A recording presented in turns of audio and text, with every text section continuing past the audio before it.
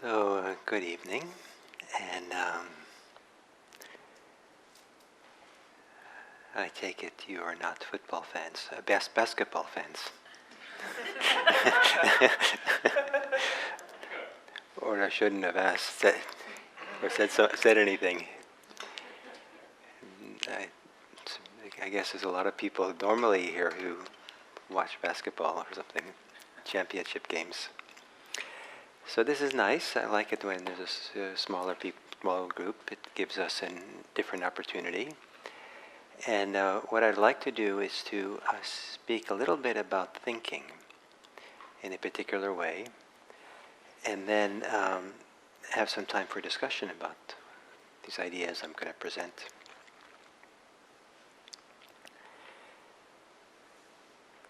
So to do this, I'd like to begin with something that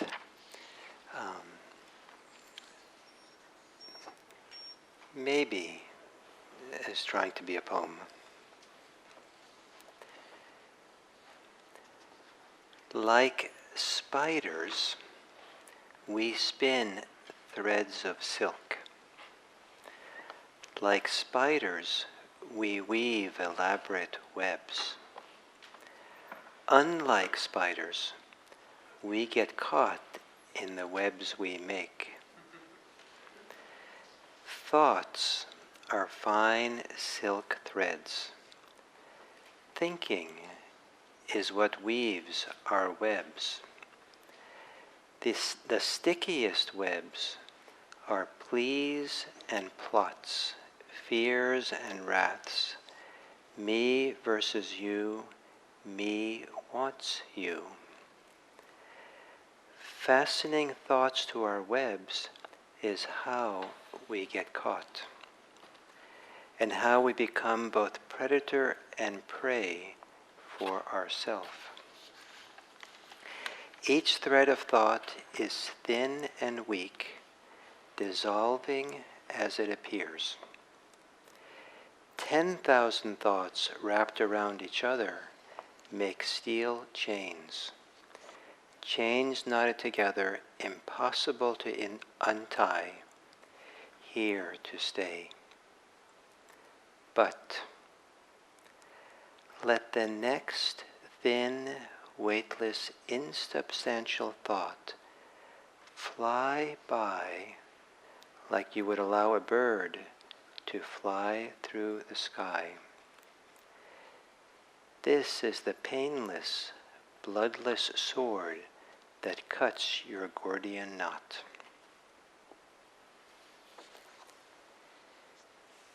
So, being mindful of thinking is a very useful part of meditation practice or Buddhist practice.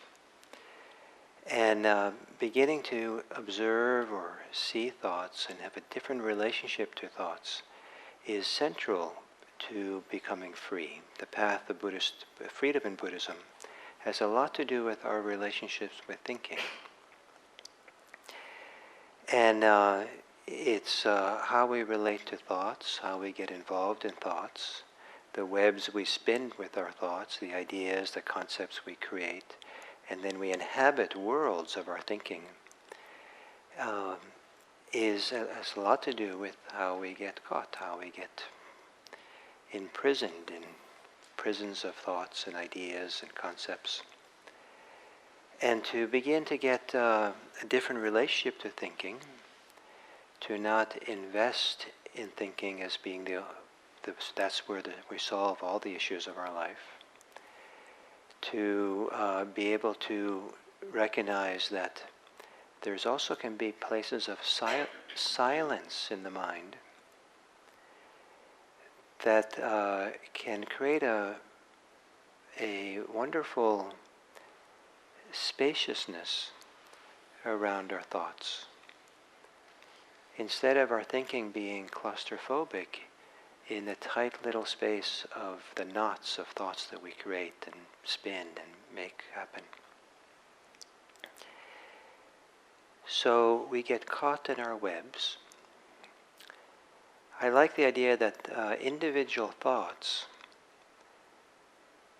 by itself are like fine silk threads, like they call, I've never touched, really felt carefully, I think, of spider web thread, but they call it silk, so I imagine it's, I guess it's sticky too, but it must be really smooth or something.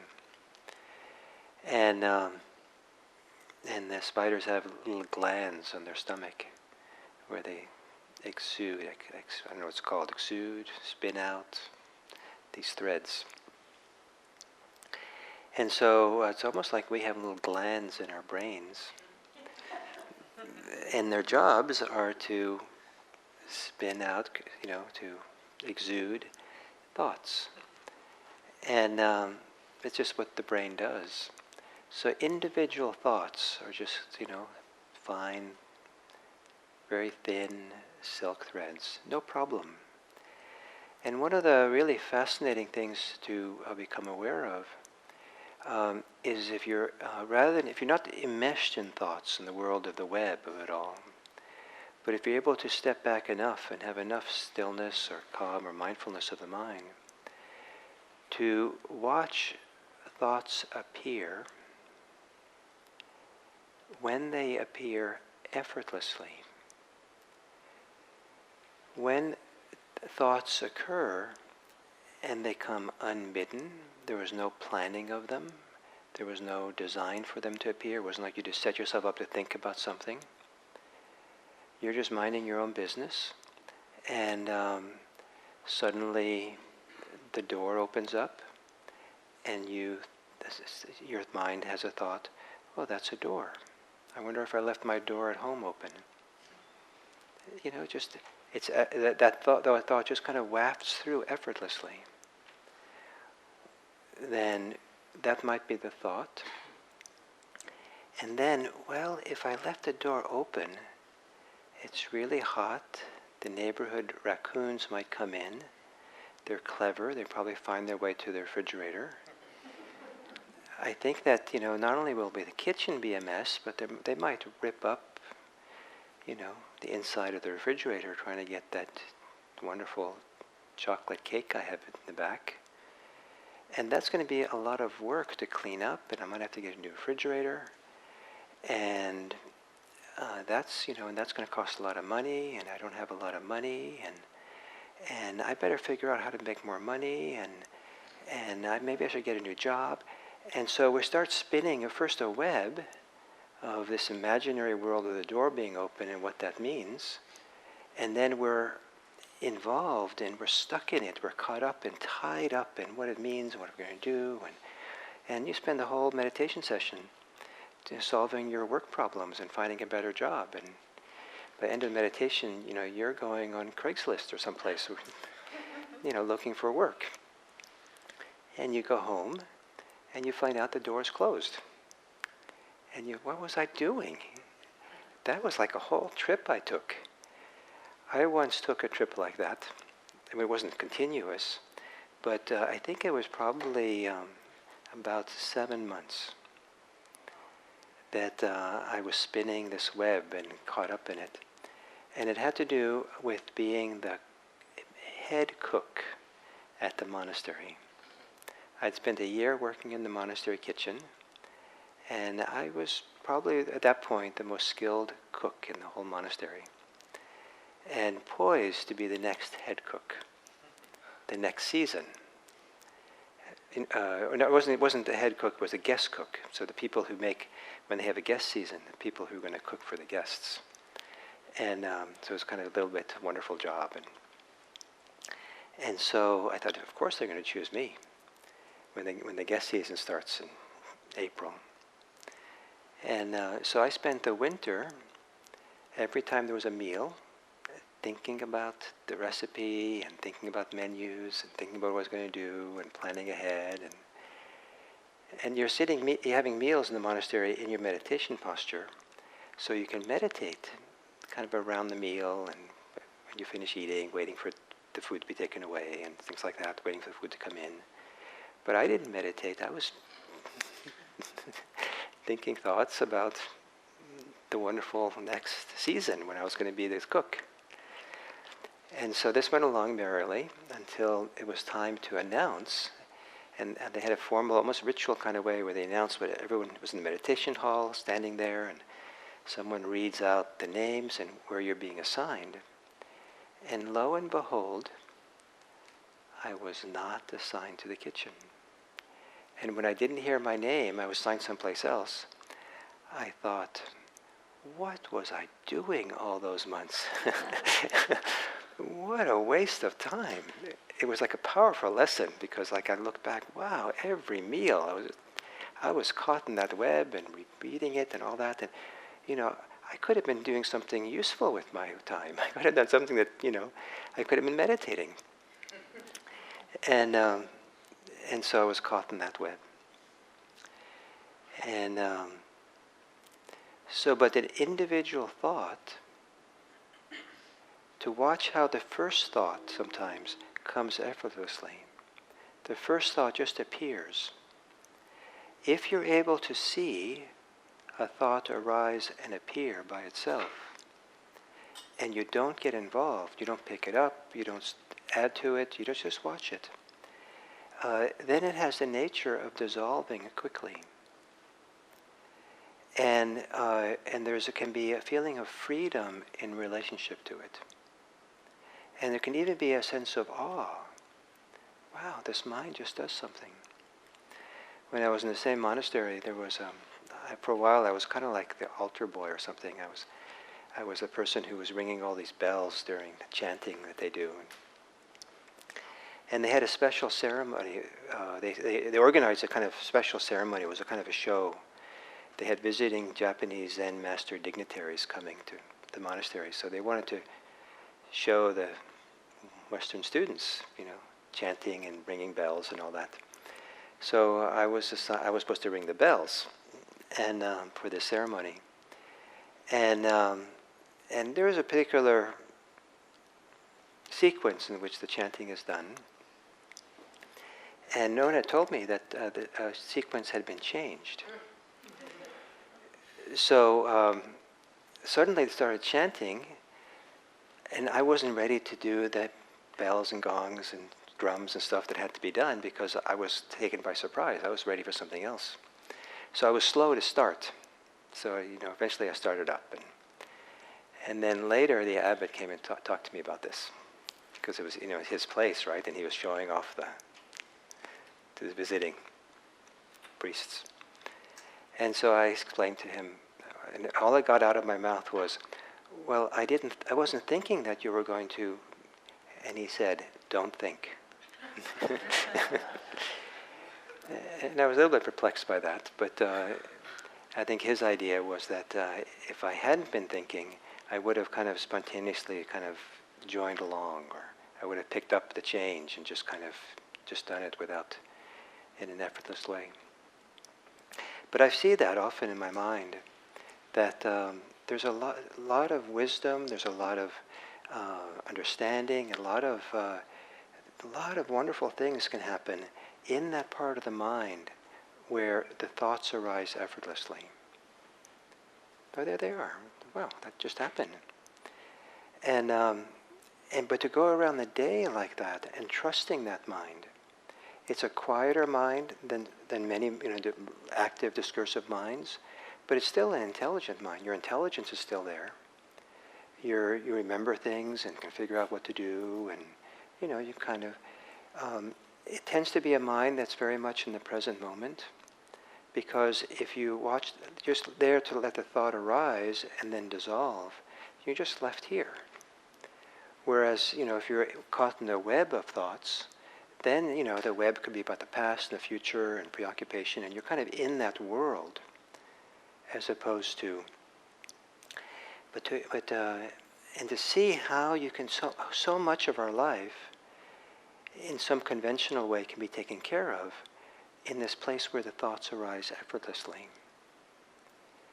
And so there's probably all kinds of places you can experiment with this. I was putting the dishes in the dishwashing machine this evening, and there were those thoughts. if I do, if you put it there on that side of the rack, you can get more. And that's the efficient place, and then you can put those over there. So very simple, innocent thoughts. I wasn't thinking them. I wasn't thinking them in terms of I was the one actively thinking and planning. And if I thought, my family was watching, and I was going to show them that I'm the best, the dishwash machine filler in the world, and then I'm really involved, then I'm caught in the web of something. But no one was in the kitchen, so there was no showing off. And it was just something to do regularly, putting it in there, and I could watch that there were very simple thoughts. Some thoughts were so distant and quiet, and if I was involved in other thoughts, I wouldn't have even recognized that I was thinking. It's kind of I would say I was an automatic pilot, putting the dishes in. But because I was somewhat quiet, I could see this very subtle, quiet thoughts just arise and pass. I wasn't doing them, but they were a little bit useful. They helped me line up the plates and stuff in a more efficient way. So what I'm trying to say is that there is a functioning of the mind that can happen that doesn't require your self-conscious involvement in thinking. If we're caught in thought, in the web of thoughts that we create, chances are very high is that we're self-consciously involved. We have desires and aversions, we want something, we're trying to get away from something, we're trying to make something happen, we're concerned about something. And a major player in all those concerns is me, myself and mine. And so it gets really sticky. And that stickiness makes it sometimes very hard to pull ourselves away from thinking. It's possible with a quiet enough mindful mind to feel the stickiness, or to feel the gravitational pull into thoughts, or to feel the push or the drive or the energy to be in thoughts, to be concerned with thoughts, to go to thoughts. And you see it, some meditators see it because, you let go of your thoughts to try to go back to your breathing or be in the present moment. And then next thing you know, you're back in your thoughts. You try again.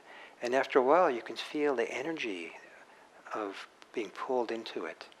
Or maybe it takes, with a lot of effort, you try to stay on the breath, and you could feel the pull or the attraction or even the interest or the lawyers of the mind coming along to debate, saying, this is really important, you have to think this. And so you can feel that tug that's there, the stickiness that's there. You can feel how hard it is to pull away and the glue that might be there. I don't know if those metaphors of stickiness and glue work for you, but you can feel a little bit that relationship that you have with the thoughts that keep you engaged, keep you caught in it. And I think for people who haven't done some kind of meditation or really kind of studied their mind carefully, it can be very compelling to think, because that's all we have. It's the only kind of tool we kind of maybe have to figure things out and to solve problems and to get ahead and to, get pleasure or distract ourselves from our difficulties or whatever, all kinds of reasons we think. And so it's serving a purpose, and we have the idea this purpose is really important. It's really important to do these things. The promise of thoughts, if I think it through, I bet a fair number of you have ruminated around the same kind of concern over and over and over again. And you only do it because some part of you believes that somehow, if you do it, you'll get a solution. Somehow something will happen.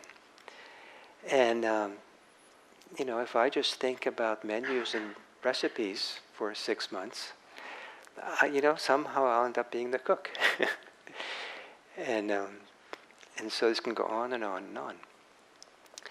And so some of these kind of webs of thoughts that we get caught in are labyrinths, or maybe not labyrinths, or more, I guess, mazes. They're mazes. We go into the maze, and it's very hard to find our way out, especially if we're trying to think our way out. Because we're still in the maze if we're thinking. We're still in the web if we're thinking. And so sometimes it can feel impossible to get out by ourselves. And that's why some people will do dramatic things, or not so dramatic things, to distract themselves because their thinking mind is so painful and so insistent and incessant. And so some people will, do alcohol and drugs to somehow break the cycle of those kinds of difficult thinking. Some people will do all kinds of recreational things, sometimes sex, sometimes exercise, sometimes watching movies or something, just to get out of their own mind. And because it's so difficult in there. In the path of mindfulness, we're learning to look at that directly and learn to relax. And relax the mind, relax the tension, relax that pull or that drive, that investment we make in the world of thoughts. So we can have a very different relationship with thinking. And not have it so sticky. Not to be so pulled into their webs and caught in those webs. We spin our own webs that we get caught in. And it can seem, as the poem says, we get a lot of these thoughts, coming together, and they don't feel like thin, weak little threads. But when all these thoughts go fast and furious or come all together, have been building for, years, and kind of weaving this fantastic web, they feel like they're hard and solid, like steel chains. And they tie themselves in knots. And it can seem impossible to break them. People don't even know how to get into them or find their way in them. And so the poem has this very simple way, the sword that cuts the Gordian knot, the painless, bloodless sword. Isn't that nice? And that has to do, if you're able to discover how to see thoughts arise effortlessly and not get involved. And just like you watch a bird go through the sky, you allow it to go through the sky. You don't stop it. You don't put your hand up and say stop. You don't hold on to it. You don't throw sticky glue, long threads of sticky glue on them or something. You just they just go through. And in terms of your mind, the birds go through the mind, kind of through the sky of the mind, sky of awareness. They just go through, and there's no effort, nothing for you in there. And so to let the thoughts go through the sky of the mind and just fly away, disappear. Don't be involved. Don't pick it up. Don't add thoughts to them. Just watch. There they go. And to watch those effortless thoughts appear and glide through and dissolve.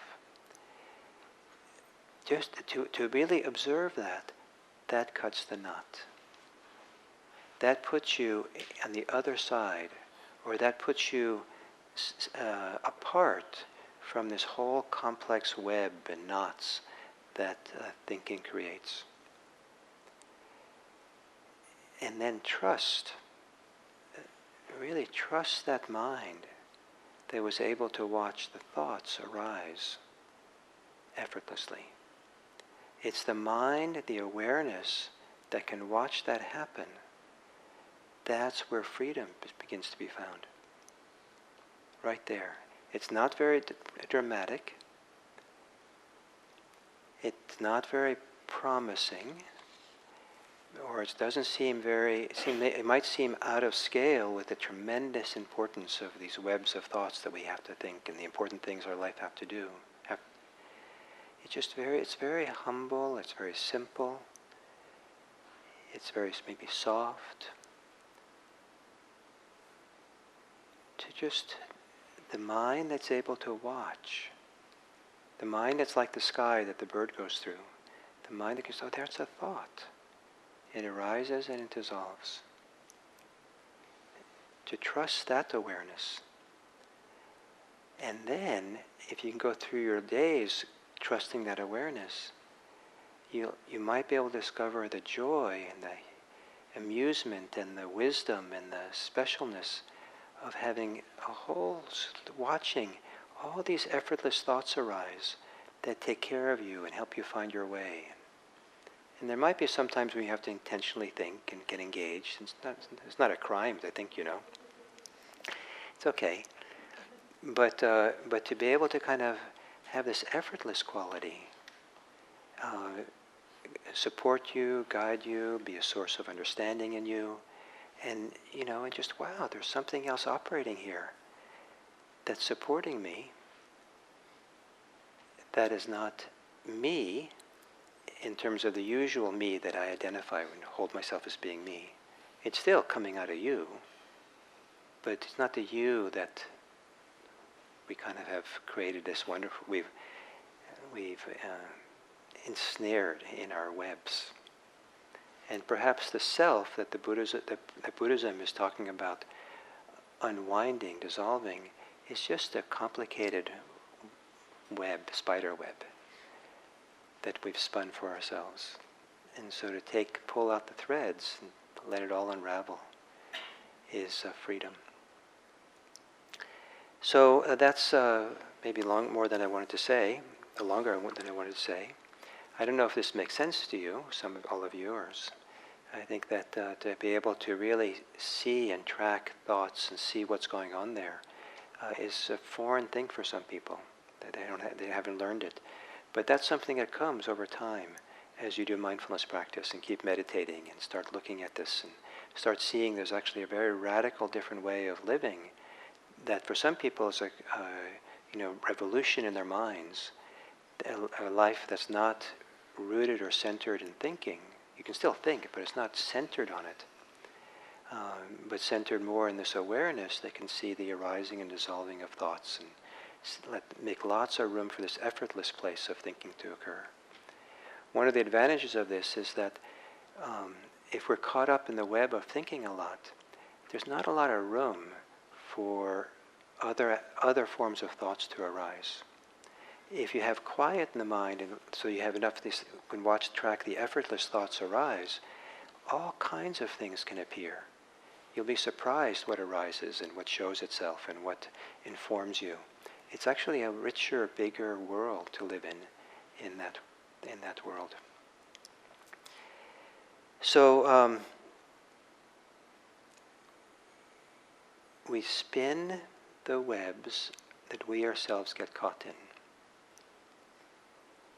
And to step back and watch the next thought arise effortlessly is maybe how we dissolve the web. Do you have anything in your life, you have any experience, any history with thinking, where you recognize for yourself, yes, that time, 20 years ago, last week, this afternoon, I spun a web of thoughts and ideas and all that, and then I lived in it, I was caught in it, I was trapped in it, I couldn't pull myself out. Do you have any experience of that? And what was that like? And how did you get out? And do you have any experience of what I'm talking about having an effortless thought arise? It didn't really seem like it was you, but you weren't channeling anybody either. It was you. It was clearly your mind, but it was a quieter voice maybe, or a quieter projector or something, and it just came and was there. And do you have anything that in your experience that you can relate to what I've been trying to say today? So what I'd like to ask you to do is to maybe form little groups of 3 or 4 people, and you don't have to share anything that's too personal, but why don't you share, if anything, that you have any personal experience to what I'm talking about. And if you don't, it's okay, maybe some of the others have. So you have a little conversation about that. And we'll take about 7 minutes to do this, and then we'll come back here for the last piece. So if you don't mind, why don't you form little groups of 3 and 4, and